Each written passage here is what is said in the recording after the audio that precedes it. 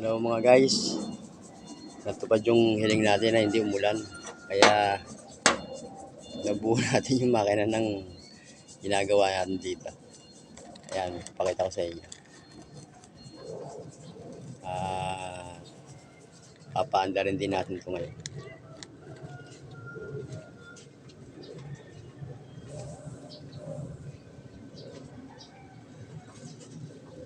Yeah.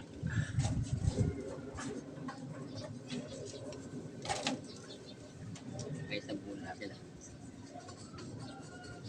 Maya i-start na natin ito.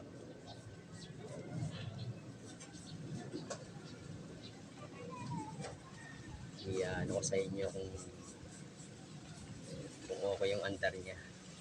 Pero sa palagay ko naman okay naman kasi sinig ko naman lahat yan. Okay naman yung piston niya, okay naman yung piston din niya, okay naman yung liner niya, okay naman yung mga bearing niya.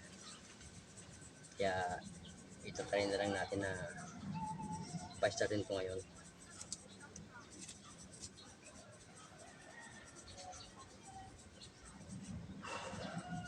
Napakainit nga lang, sobra.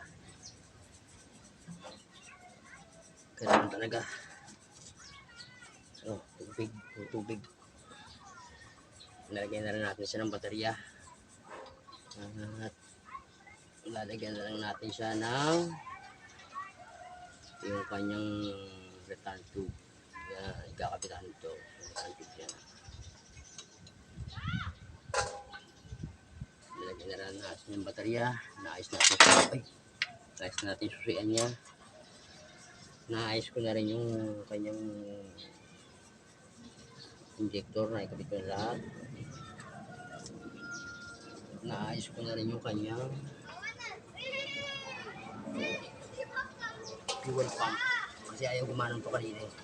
Tinanggal ko lang kanina sa bed. Ayan, lumalabas.